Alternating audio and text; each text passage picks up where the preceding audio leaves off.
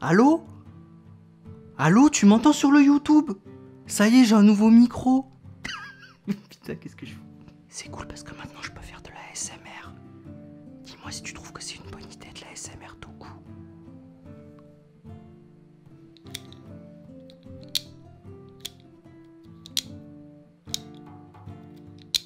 Ça te trigger? Dis-moi si ça te trigger dans les commentaires. On fera de la ASMR tout coup. Quel enfer, quelle horreur. Bref, salut les Tokuver et bienvenue pour le rattrapage des Epiviews de Ryusoulger et de Beast Morpher. Donc aujourd'hui on va se concentrer sur Ryusoulger bien sûr, on verra Beast Morpher et évidemment la suite des épisodes de Ryusoulger un peu plus tard. Donc oui, j'ai reçu un nouveau micro, très tard. Merci Relais Colis de l'avoir perdu. Bref, donc on va se concentrer aujourd'hui sur le début de l'arc de Ryusogold, c'est-à-dire le 6ème Ryusoulger. Donc, à l'heure où j'enregistre cette vidéo, on en est à l'épisode 18. Donc là, on va faire de l'épisode 14 à 16, je crois, oui c'est ça, 14, 15, 16, c'est ça. Et donc je vais essayer de vraiment rester sur ces épisodes-là, et de rester sur mon ressenti de ces épisodes-là, de vraiment du début de l'arc de Ryusogold. On verra dans les prochaines vidéos ce que je pense un petit peu plus profondément du personnage. Donc l'épisode 14 commence par l'introduction d'un nouveau méchant, Getchireus. Donc on voit carrément, directement qu'il est pas là pour déconner du tout. Hein. Donc il y a un petit échange avec Weisel. Weisel apparemment le connaît très bien, et il en a directement marre de lui, donc Weisel se barre. Donc on a pour ces épisodes-là, un nouveau gros méchant à la personne de Getchireus. Donc malheureusement pour Quirion, lui il va rester avec Getchireus, et il s'aime pas du tout. On verra un petit peu plus tard le développement de tout ça tout à l'heure. Au détour d'une promenade, Ui tombe par hasard sur un jeune homme qui fait la cour à une jeune femme. Sauf que la jeune femme en a marre de lui et va le plaquer. Pourquoi? Parce que le jeune homme est trop écolo et économe. C'est-à-dire qu'il est du genre à tout le temps demander à la personne t'as bien fermé les portes, t'as bien éteint la lumière en sortant des toilettes, tu t'es bien lavé les mains et tout ça. Tout le temps. Le mec chiant. À peine ce joli petit couple a-t-il cassé que Kanalo va jeter immédiatement son dévolu sur une autre jeune femme qui s'appelle Akane et qui apparemment est comme lui, elle aussi, elle a ce petit défaut agréable de demander aux personnes si elles se sont bien lavé les mains, tout ça, tout ça. Donc apparemment ce serait le couple parfait. Sauf que un Minosaure va attaquer, pile poil à ce moment-là. Donc notre jeune homme qui s'appelle Kanalo va se transformer en Ryusogold pour très vite éliminer ce Minosaure. Bon, alors comme première transformation, c'est carrément nul à chier, hein, parce que c'est la première fois qu'on le voit, c'est « Bonjour, je suis là, bonjour, je suis un Ryusoulger ». Alors le moment épique qui viendra après, hein, la transformation complète avec la musique et tout ça, ça vient après, mais justement pourquoi ça vient après? Vous n'auriez pas pu garder la transformation, la première transformation à ce moment-là de l'épisode, aux 3/4 de l'épisode? Là ça vient que « Oui bonjour, je suis un Ryusoulger ». C'est pas épique. La première fois qu'on le voit et la première fois qu'on le voit se transformer, normalement, c'est « Waouh, épique !» Et là, non. C'est calme plat. Ok, t'es un Ryusoulger. Ok, mec, c'est cool. Donc bien sûr, Ui, qui a tout filmé, va montrer la vidéo aux autres, et donc les autres, ils sont « Ouais, trop bien, génial, on a un 6ème pote, allez, faut aller le chercher, faut le ramener, on va être une équipe de 6 maintenant, ça va être génial, ça va être encore plus facile. » Donc effectivement, Ko et Asuna arrivent à le retrouver, et quand Ko il lui dit « Mais viens, viens, on va faire partie de l'équipe, fais partie de l'équipe, carrément. » Et il dit « Non. Moi, c'est pas ça ma mission. Ma mission, c'est de trouver une femme. » D'accord? Tu es un Ryusoulger. C'est tout? Trouver une femme. C'est ta seule mission. En étant un Ryusoulger. Malheureusement pour Kanalo, Akane a un copain auquel elle tient plus que tout. Qui évidemment est la personne de laquelle un nouveau Minosaure est né, hein, évidemment, sinon il y a pas de drama, tout ça, oh là là là.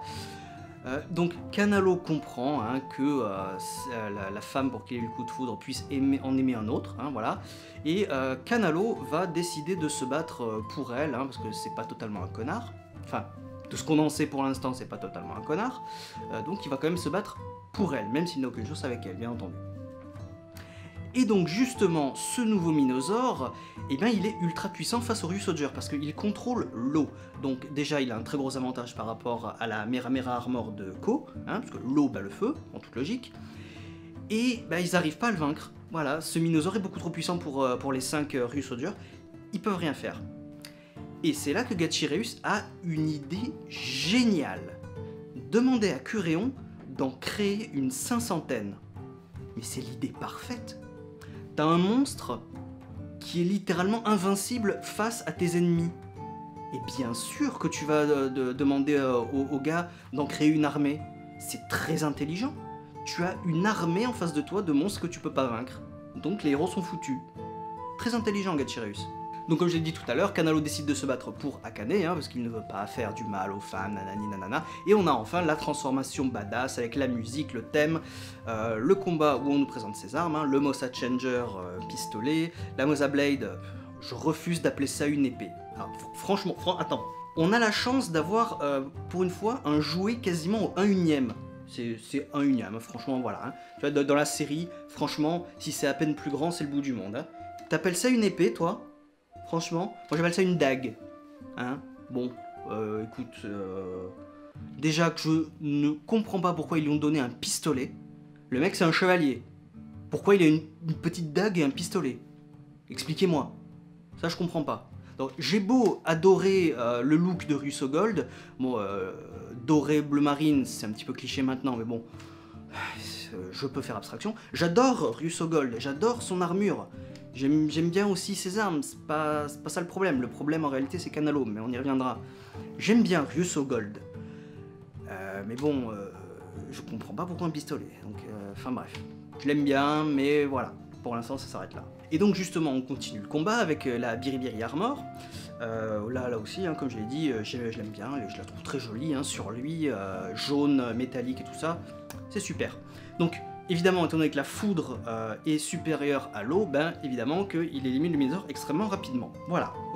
On va faire une petite parenthèse sur Curéon. Donc Gachiraius lui a demandé de créer 500 Minosaures, ce qui ne se fera pas, hein, bien sûr, parce que ça doit complètement drainer Curéon de son slime.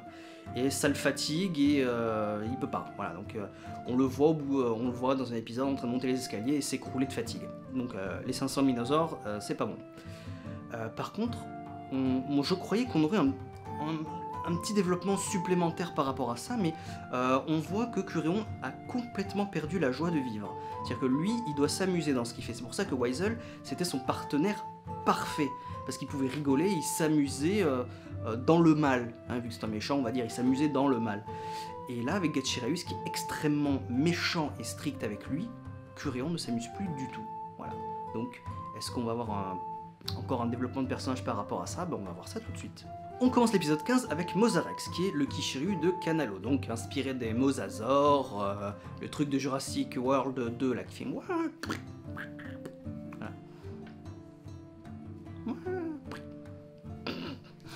Ah bref, ce genre de scène, ça va se retrouver dans l'épisode, donc grosse influence Jurassic, j'allais dire Park, Jurassic World 2.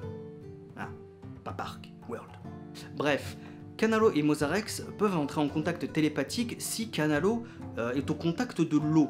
Donc soit il se prend une douche d'eau, soit il met juste sa main dans de la flotte, voilà. Il faut que une partie du corps de Kanalo soit au contact de l'eau pour établir un lien mental avec Mosarex. Plutôt cool, rester en contact avec son Kishiryu comme ça, c'est plutôt cool. Par contre, ça me fait poser une question. Pourquoi est-ce que Mosarex et Dime Volcano sont les seuls Kishiryu qui parlent? Parce qu'eux, ils ont appris à parler normalement. Tyramigo est en train d'apprendre grâce à la télé. Et les autres, pourquoi ils parlent pas? Mosarex, c'est le maître de Kanalo. Donc, au même titre que Ko et compagnie ont Master Red, Master Blue, etc.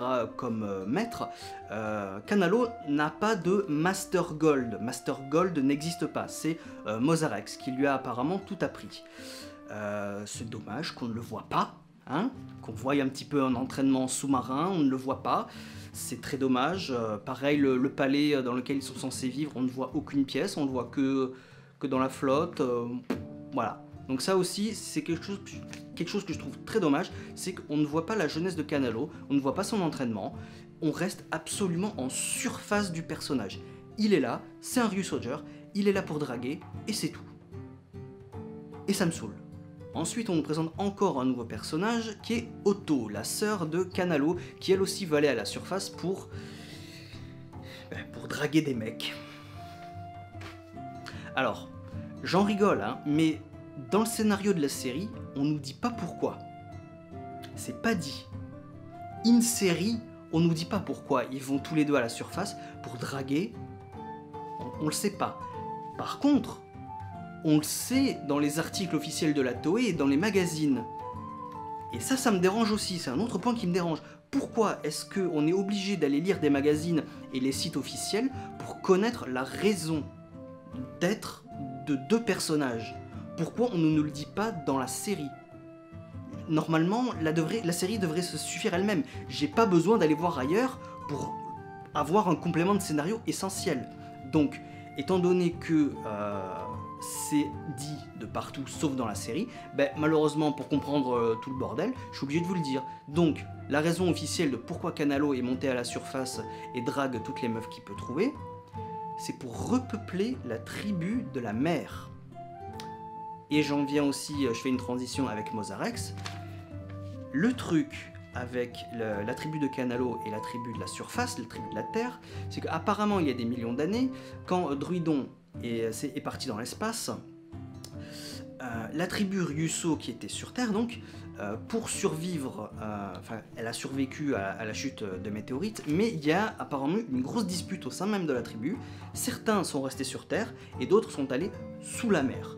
Donc on ne sait pas bien ce qui s'est passé, on ne sait pas bien l'origine du conflit, mais Mosarex ne fait absolument pas confiance à la tribu Ryuso de la Terre, qui est restée à la surface, c'est-à-dire Ko, Melto, Bamba et tout le reste. Voilà. Et donc, Mosarex étant l'instructeur, est-ce qu'on peut dire le père, entre de très gros guillemets, de Kanalo, peut-être, justement, on ne sait pas, parce qu'on ne nous le montre pas, eh bien, Mosarex a un petit peu retourné et éduqué Kanalo et Otto de telle façon à ce qu'eux aussi ils croient que la tribu Ryuso qui est à la surface soit mauvaise. Il ne faut surtout pas leur faire confiance. Et donc, le truc de faire des enfants, c'est qu'apparemment, en restant sous l'eau, les gens ne sont pas éternels. Donc même si les gens de la tribu Ryuso peuvent vivre extrêmement longtemps, forcément, si ça se reproduit pas, la tribu rapetisse et est menacée d'extinction. Donc c'est là le but de Kanalo et de Otto, c'est d'aller chercher à la surface des hommes et des femmes avec qui faire des enfants. Voilà. Apparemment c'est ça le but, la mission principale de Kanalo, trouver une femme pour faire des enfants.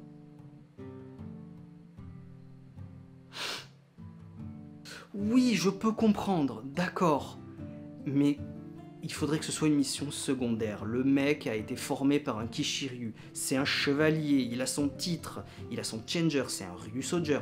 En plus, pas n'importe quelle couleur, Ryuso Gold. Sa mission en tant que Ryusoger, c'est d'éliminer les Minosaures pour sauver des vies. Ça devrait être ça, sa mission principale. Pas d'aller ken des meufs. Donc justement, entre-temps, Bamba va raconter l'histoire de la divergence entre la tribu de la mer et la tribu de la terre, pourquoi ils se sont barrés et tout ça, assez vaguement, pour que les autres comprennent bien pourquoi Kanalo ne veut pas les rejoindre. Voilà, c'est juste pour expliquer qu'ils ne veulent pas les rejoindre. C'est chiant. Otto se fait capturer par Kuréon, parce qu'elle a désobéi à son frère, parce que Kanalo ne veut pas, évidemment, qu'elle aille draguer des mecs, hein, pour se faire... T'as compris? Voilà. Et donc Kanalo lui avait dit non, tu retournes vite sous la mer, je veux pas que tu fasses ça, c'est ma mission à moi. Otto désobéit, et donc elle se fait capturer comme une conne. Mais attention, hein, elle a 123 ans, hein, donc ce n'est plus une enfant, hein, bien sûr. Bien sûr, c'est ça, ouais, c'est ça. Le Minosaure du jour a un pouvoir d'attraction et de répulsion, comme un aimant. Donc son pouvoir, c'est de séparer les gens qui ont un lien entre eux. D'amitié, d'amour ou autre chose. Donc le Minosaure va séparer Melto, Asuna, Toa et Bamba de Ko, donc il les envoie aux quatre coins du Japon. Ça va pas les arrêter bien longtemps parce qu'ils vont revenir à d'autres Kishiryu, donc voilà, c'est bon, ça s'est plié. Et donc Ko et Kanalo ne sont pas séparés, tandis que Kanalo n'en a rien à foutre de Ko, hein, ils n'ont aucun lien d'amitié ni rien du tout, donc ils ne sont pas séparés. Kuréon ordonne à Kanalo de tuer Ko pour libérer sa sœur. Kanalo dit ok. Quoi? Donc voyant que Kanalo s'exécute, que Réon s'apprête à libérer Otto, en gentil méchant qu'il l'est, sauf que Gachirius arrive et dit non mais t'es pas fou toi? Non mais t'es un méchant? Pas question de tenir tes promesses, tu vas la garder, même limite tu vas la tuer, ça va être très bien. Et Kanalo va tirer sur sa sœur. Enfin, tirer sur sa sœur. Il va faire en sorte de tirer pour que ça fasse une explosion devant elle et qu'elle soit éjectée à la mer. Mais c'est pas grave, parce que c'était un plan tout prévu. Parce que Mosarex va la récupérer en la niaquant.